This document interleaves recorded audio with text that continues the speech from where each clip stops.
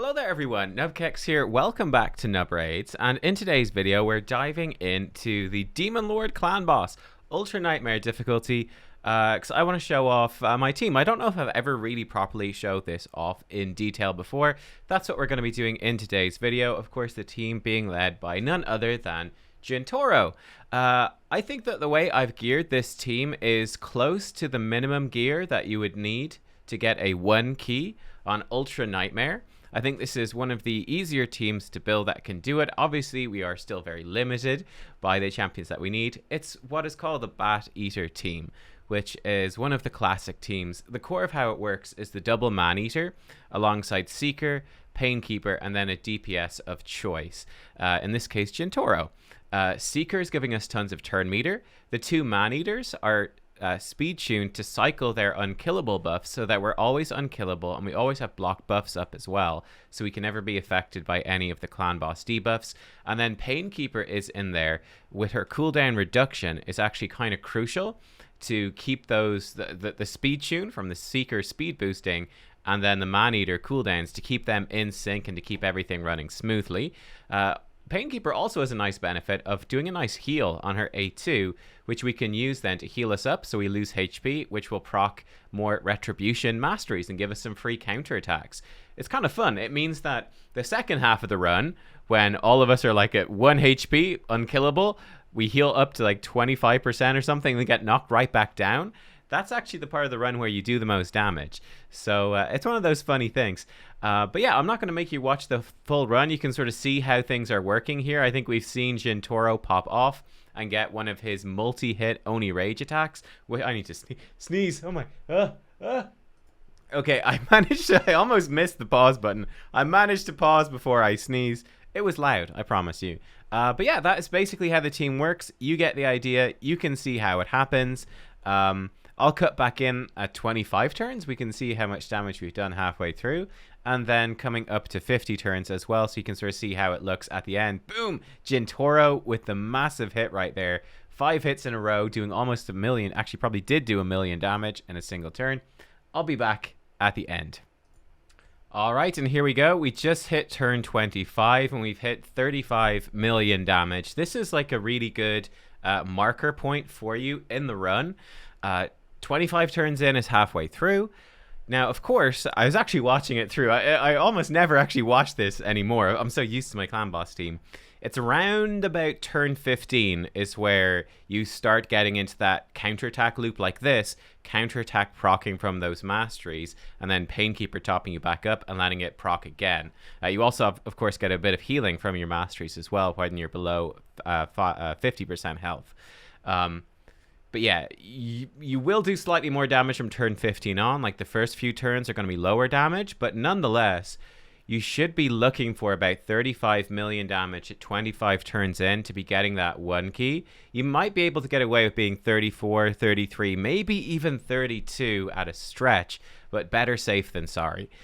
So yeah, we're looking good here at the halfway point. I'll catch back up with you around probably turn 45 so we can see how it looks like coming into that final stretch. And then we'll break down the team, talk about why Jintoro is so amazing for this, how he really has impressed me more and more. I really didn't appreciate him when I first got him, and I really do now. And then how I've geared these champions, what sort of the minimum thresholds that you need. So I'll be right back. And here we are. We are back. Fantastic at 45 turns in. We're actually coming up to that 1 key damage a little bit early, actually. We've had, I think, quite a lucky run here. I'm pretty sure this has been a slightly better run than average. And that's definitely fun. I mean, you could easily build your team, I suppose. You could...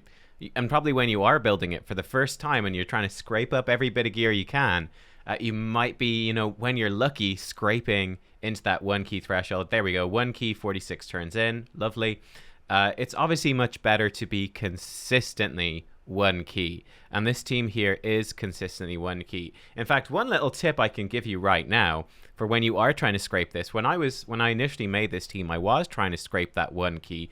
One fun tip is that this team does more damage to blue and green affinity clan boss than it does to void. We're against void right now. does more damage to those, especially especially green. Green affinity is by far the best, because if you don't have full crit rate on your Jintoro, which is difficult to do, or if you don't have full crit rate on your Seeker, green affinity, they have an extra 15% chance to crit, so it really ups the damage output of the champions against that affinity. So yeah, you'll do a lot more damage against those affinities, on top of the fact that we have a mastery where we do, 6% more damage to targets that are below 40% HP. That really ups your damage against the affinity clan bosses as well. So yeah, if you can't quite one key void, this team works really well against green or blue affinity. It does more damage on both of those. And hey, if you can't one key void, if you're two keying void, you might as well take the gamble, right? Because you're going to two key force affinity as well. And there we go, 76.1 million damage dealt. Fantastic. And wait till you see the gear here as well, right? Jintoro, almost 35 million damage from him alone, so a really big chunk of damage from him. But the great thing about him, he's bringing an attack aura, he's bringing decreased defense and weaken, so he's upping the damage of everyone else on the team, and they're not in that good gear. Maneater with 8.7, Painkeeper at 9 million, she's in Toxic set, I'll show you that in a second. Seeker at 13 million, and then the second Maneater with 10 million. So yeah, let's dive in. Let's take a look at these champs. And let me show you why I believe Jintoro is actually the best champion for this team, if you're lucky enough to get him. So what you want to do, definitely come over to deadwoodjedi.com and check out the Bateater team. It's created by Rust. This is one of the oldest teams in the game. And it will show you the requirements for these champions. Now, we are not quite going with this. We need to scroll down further, because we need the Anax variant, right? We need the Anax variant. This is a variant that is there to work with, well, Anax, but this is also the speed tune that we need for it to work with Jintoro. If we look at Jintoro in the game, we will see that he is in the vault. No, he's not. He's right there. Okay, he's not in the vault. He's fine. Jintoro, on his skills, he does have extra 50% turn meter fill on his passive. So Jintoro gets extra turn meter, and to make that work, it's actually a downside, unfortunately. To make it work, you simply have to crank the speeds up, and that's definitely the hardest part of this. This is the one downside to Jintoro, and in my opinion, the one and pretty much almost only downside to Jintoro is the speeds are faster. So your fastest Maneater needs to have basically 277 speed. That's up from the default where you only need 265 speed. So it's quite a chunky speed increase. That's the downside, but it does work. And then we can see these are the minimum speeds that we need, and this is the most important thing to make the comp work. 276.9 on the fast one, fast Maneater. The slow Maneater, 245.24. Same speed for Painkeeper. They can, whichever one is faster, doesn't matter. Seeker, 253.34.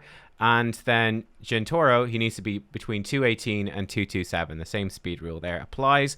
One small thing with Painkeeper, you do want her to be 7.94 speed slower than your Seeker. So you're going to probably need to crank Seeker speed, or you're going to want to crank Seeker speed a little bit higher, because that's going to allow Painkeeper to run the counterattack mastery. Because Painkeeper, let me actually check that I have her out of the vault. I probably don't.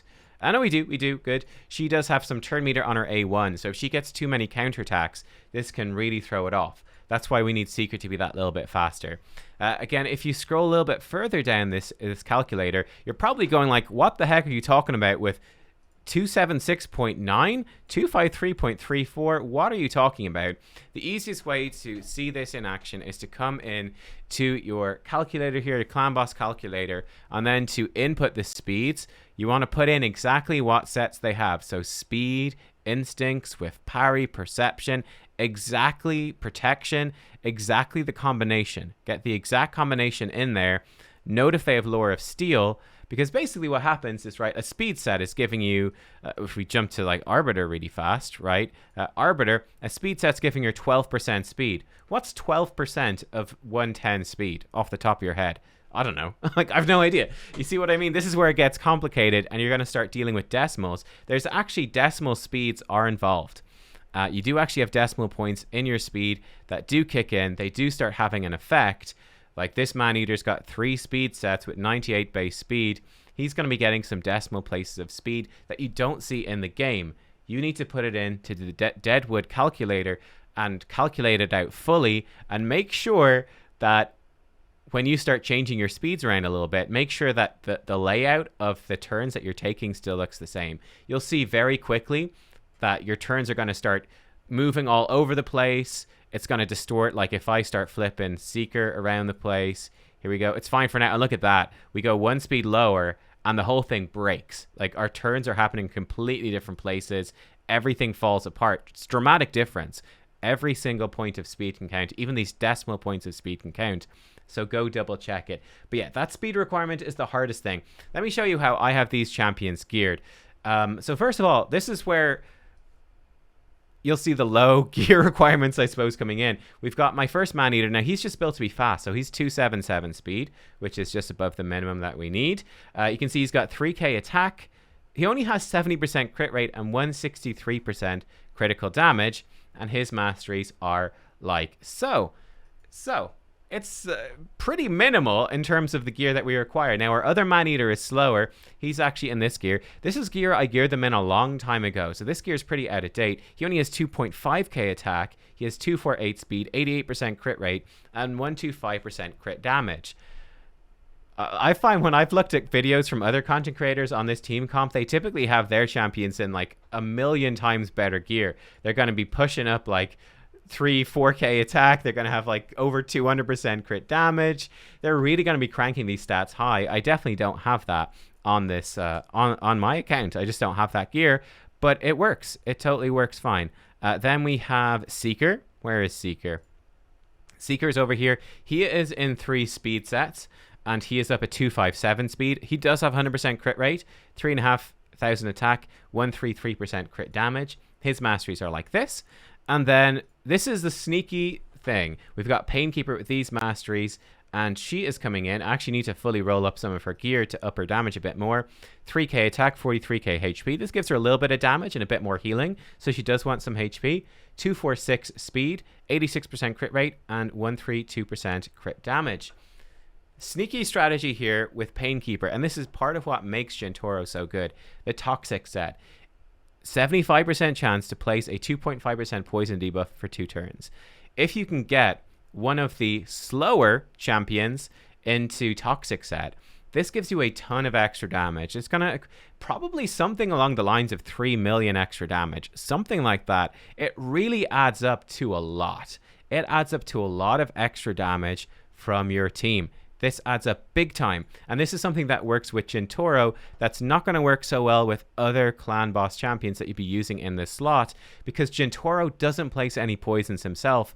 So your debuff bar is always pretty empty. You've got plenty of space to fill it up with Toxic. You could probably run 2 champions in Toxic. So Seeker would be a pretty good one. And the Toxic set on Seeker would actually be pretty good as well if you're going to use him in Hydra. You can poison Head of Decay. So that's kind of nice too. While he's provoking Head of Decay. You could run 2 Toxic sets and probably get away with it with Jintoro. You just need to make sure that Jintoro has the proper amount of accuracy so that the decreased defense and weaken debuffs don't fall off. But yeah, as you can see, looking at my champions here, all their damage stats are pretty low. Now, this is where we go to Jintoro. And the interesting thing about this is you've got 2 ways, I feel, to get the 1 key damage out of this composition. 2 ways. First of all, with Jintoro, it's really, really good to get him in Relentless set. The more turns he takes, the better, because this Oni's Rage move, every 4th use of the skill hits 5 times. It's kind of it looks badass. It's kind of a downside. On average, it works out to the skill hitting twice every time he uses it. That's like the damage level. Imagine it hits 2 times every time he uses it. But the thing is, the more Relentless procs, the more times you get to this 4th use, it's when that damage is actually going to kick in. So if you can get through an extra rotation or 2 or even 3 of Oni's Rage in a clan boss run, it does add up to a lot more damage. So Relentless set on him is definitely the way to go. And then you need to hit the speed requirement. Mine is at 225. He's actually at the higher end of the speed. It doesn't matter where you are within that speed requirement. You just need to hit the minimum. And he has 4.6k attack, 100% crit rate. He does have 260% crit damage. So my Jintoro, I would say, is actually in really good gear. Considering the speed, considering Relentless, this is, I would say, really good gear. He is slightly low on accuracy. You'd really want about 230 accuracy. I don't have that. I don't have any Faction Guardian stuff here for for Shadowkin, that's really going to up his attack and up his accuracy to the point where it's going to be much, much better, right? But he's in pretty good gear.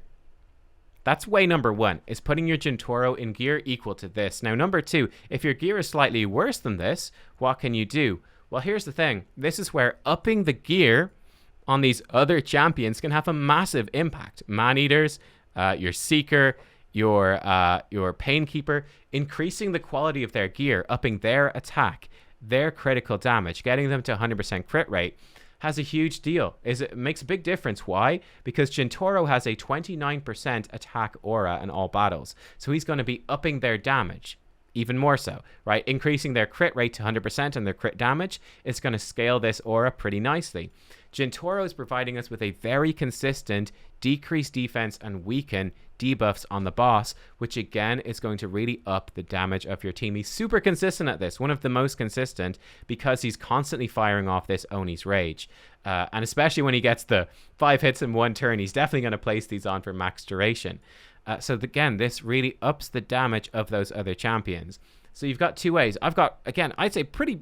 For a 1-key Ultra Nightmare team, I've got very bad gear on these champs. They're hitting the speeds, but their damage stats are terrible. If I up their damage stats, we could do way more with this team. We could be pushing probably 90 million or more. Is there a point to doing it? No, not really, because what's the point? He 1-keys anyway. It's totally fine. And 1-keying Force Affinity is just not something that Jintoro can do. That's his other downside. His other downside, 1-keying Force is awkward because this is a physical hit. He needs to not weak hit to place his debuffs. So against Force Affinity, you're going to lose a lot of uptime and decrease defense and weaken. I think the interesting comparison, and I did test this, is to Dracomorph. Now, unfortunately, the one thing, and the reason I haven't included the comparison directly in this video, I've obviously re-geared Draco since then. I did book him out and everything. Jintoro, for me, performs significantly better than Dracomorph. The best run I had with Dracomorph was about 67 million. And we just did 76 million with Jintoro. Why is it so much better? They're both very similar. One slight difference, and I said the reason I didn't include it, I don't have a good attack banner for Lizardmen, so that might have affected it. With the attack banner, maybe Draco would have been pushing that 1-key easily enough as well. But the reason that there's a big difference is Draco places weaken and decrease defense on his A3. This is not a hit. It means that on affinities where it's good affinity, this is worse than Jintoro against Void, Spirit, Magic, because Jintoro is doing the hit. He's building up lots of extra damage with those hits. Draco misses this hit. He's going to miss the War Master proc on that turn, all the rest. The one thing that I think Dracomorph does better than Jintoro is against Force Affinity, because this places... You get the benefit of Jintoro, of the decreased defense and weaken for the rest of your team.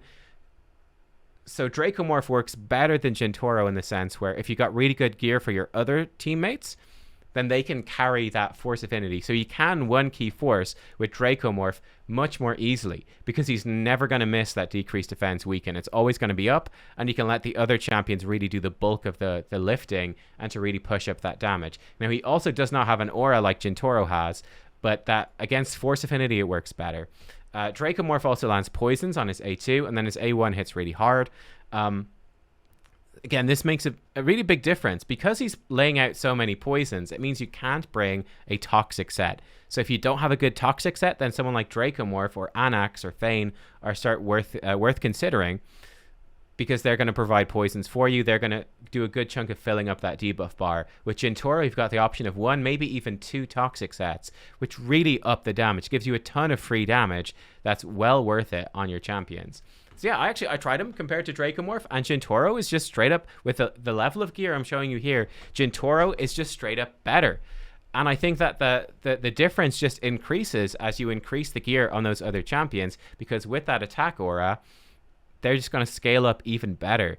You put Toxic set on a second champion, it's going to scale up even better. I've been just so impressed by him. He's really blown me away. When I actually I had assumed, of course, that Dracomorph would be better, but when I actually sat down and tested it out, I found that no, for me, Jintoro is better with even more room to grow, in my opinion. The only reason I would switch him for Draco is, if I wanted to 1-key Force Affinity, but I like, why re-gear all of these champs for that? I can just 1-key it on Void every day, and it's all good, right? Or 2-key Force, worst case scenario. So there you are. Jintoro, absolute monster. I think he is the best for this team. The other option for sure for top tier is Ninja. Ninja is also incredibly good. I think that Ninja is more selfish. If we look at Ninja, Ninja is a lot more selfish, and you obviously need to get Ninja who's not pullable from shards.